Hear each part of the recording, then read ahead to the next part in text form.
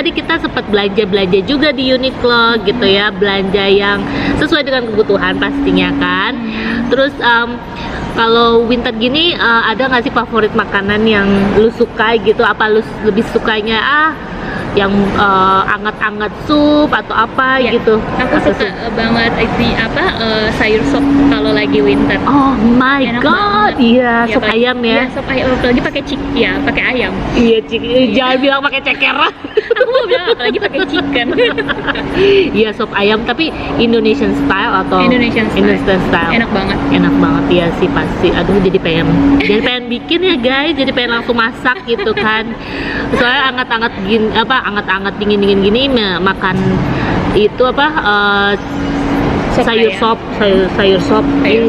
Kayaknya enak juga nih bikin buat weekend. Enak banget. Terus juga Tapi suami suka kan? suka. Oke. Kita bilangnya itu kayak comfortable food buat kita, comfortable meal. Iya. Kalau untuk winter. Oh, Terus kita juga suka, suamiku khususnya suka minum bandrek. Seriusan? Iya. Jadi lu bikin gitu? Enggak, jadi kan tahu nggak di Indonesia juga Bandrek. aku tuh tahu itu dari waktu aku tinggal di Indonesia. Jadi ada yang jual sasetan gitu. Iya. Dan kebetulan di Indonesian Store di sini itu jual juga. Kamu harus cobain. Kamu belum pernah? Gua belum pernah lihat sih. Iya, bandrek. Oke. Ada bajigur, ada skoteng.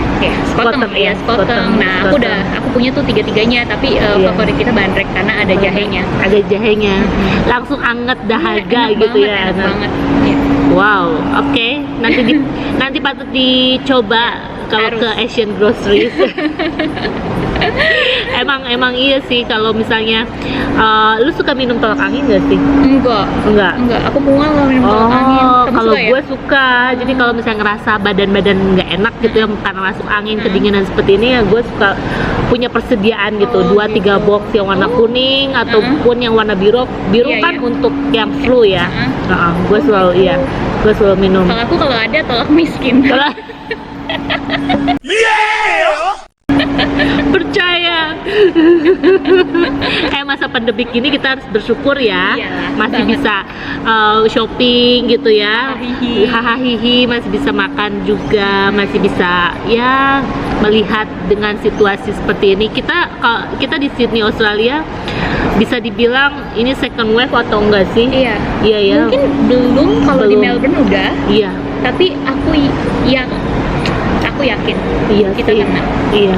Mudah-mudahan Semoga enggak, tapi Melbourne aja kena gitu loh.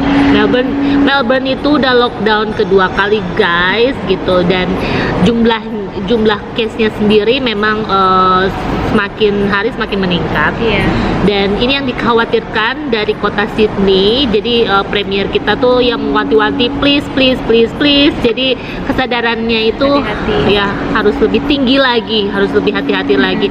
Habis gimana ya? Kita yang hati-hati, orang lain enggak, gimana dong?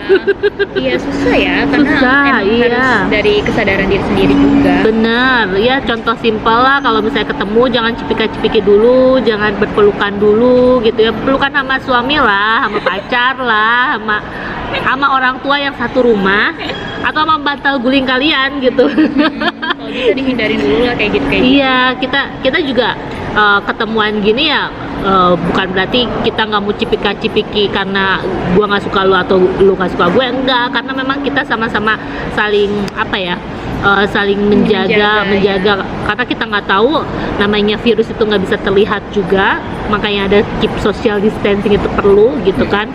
Dan ngomong-ngomong kesibukan lu katanya ini ya, volunteer. Iya. Ceritain dong kenapa sih ada volunteer, karena waktu gue di Indonesia kayaknya ada istilah bukan volunteer ya, Sukarela ya? Iya.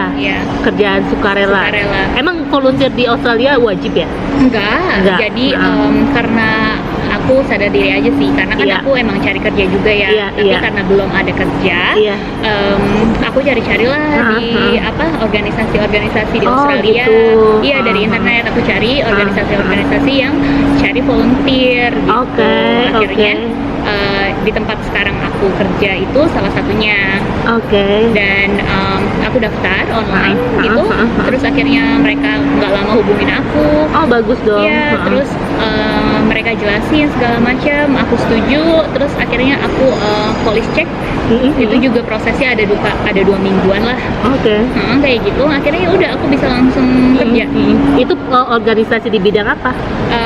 Ini organisasi di bidang namanya itu Save the Children. Jadi dia itu membantu anak-anak di luar sana yang kurang beruntung. Jadi semua uang yang kita dapat itu didonasikan untuk anak-anak itu. Oh gitu. Dalam kegiatan apa tuh misalnya? Kebetulan Programnya. kalau aku programnya itu, jadi dia punya toko di mana kita jual. Jadi kita dapat barang-barang itu donasi dari kayak David Jones. Jadi ada mereka kasih kita entah itu tas, entah itu baju. Jadi produk-produknya mereka dikirim ke kita jual. Semua uangnya itu untuk didonasikan gitu. Tapi itu produk-produknya khusus buat anak-anak? Enggak, untuk atau semuanya. Berarti sama kayak Salvation Army kayak gitu tuh? Banyak. Iya, sama kayak gitu. Tapi bedanya adalah kita ini ya, uang hasilnya itu untuk donasi semua. Iya. Gitu. Iya. Kalau misalnya nih ada orang yang mau donasikan apa dari organisasi lo, itu ambil barangnya atau kita yang dropin barangnya? Kamu yang dropin barangnya. Tapi untuk kayak kamu pun bisa gitu donasi. Tapi itu harus dipastikan barang-barang itu layak dijual dan pokoknya bersih itu sudah pasti dan segala macamnya gitu. Terus lu yang cek-cekin juga? Iya. Kita sortir semuanya.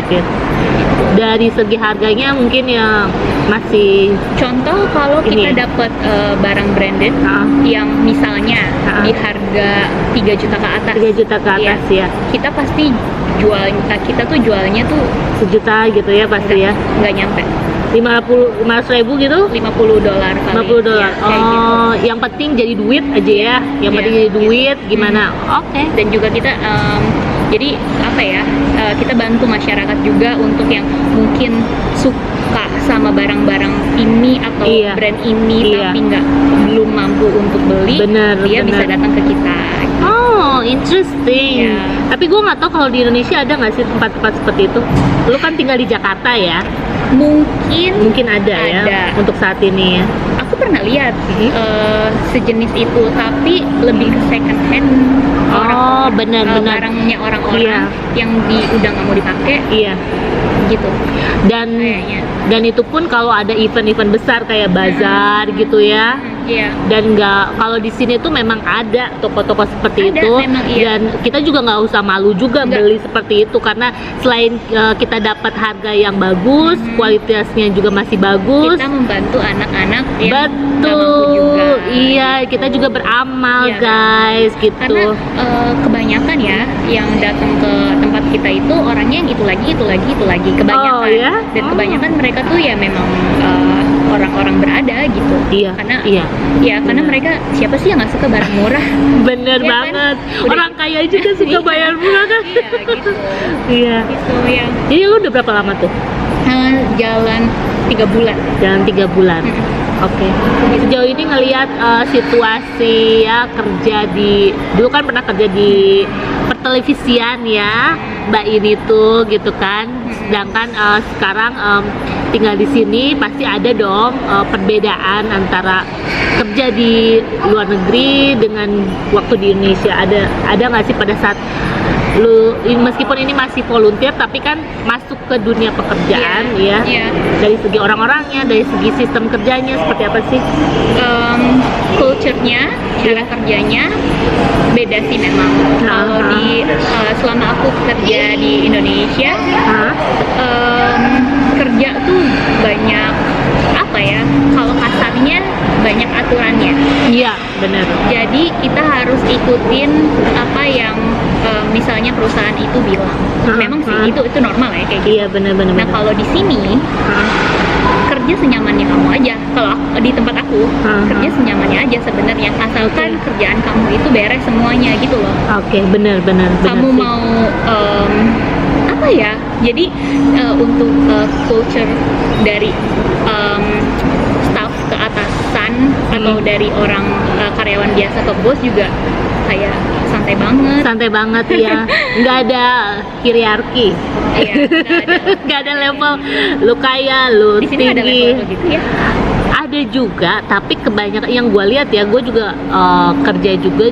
Jadi orang-orang di sini tuh, contoh kecil misalnya, gue nggak nemuin kalau lu nggak deket banget sama manajer atau bos lu gitu, lu kayaknya sungkan ya untuk ngobrol mengenai, ya gue mau liburannya tuh yang selevel manajer atau selevel si owner gitu, meskipun ya liburannya tuh ya kalau mereka pakai business class atau first class, tapi ada juga yang mampu gitu business class first class gitu. Dan di Indonesia tuh gue nggak pernah lihat antara si owner sama si karyawan tuh mingle bareng gitu, ngobrol bareng. Nah itu yang aku maksudnya Gitu. Di sini, aku juga selama aku kerja di Indonesia aku selalu dekat sama bosku karena aku sekretari. Gitu. Nah. Tapi yang aku lihat dari ada jeda, ada tembok di iya. antara bos dan karyawan. Betul. Tapi kalau di sini yang aku rasain sendiri sekarang adalah nggak ada, kayak temen aja biasa. Bukan guys, sih bener ya, Kayak sama temen gue aja. juga ngeliatnya begitu. Justru kayak bosku di tempat kerja tuh kalau salah ya minta maaf banget gitu. Iya. Terus juga kalau minta tolong tuh sorry gitu, sampai kayak gitu. Iya bener kan sih. Jadi mereka tuh nge-treat kita ya as a human Equal, gitu ya, sama gitu, iya. equal gitu. Jadi nggak ada beda-bedanya. Ya bener, kayak di tempat kerja gue juga gitu kan. Ada karyawan biasa gitu kan, terus manajer, terus owner di satu ruangan, terus mereka tuh kayak santai aja ngobrol. Iya gue kemarin liburan nih ke Amerika misalnya, ya gue beli tas begini gitu. Padahal yang lu hadepin tuh gitu ya orang yang punya duit ya, punya. Kayaknya gue nggak nemu hal itu waktu gue kerja di Indonesia. Iya.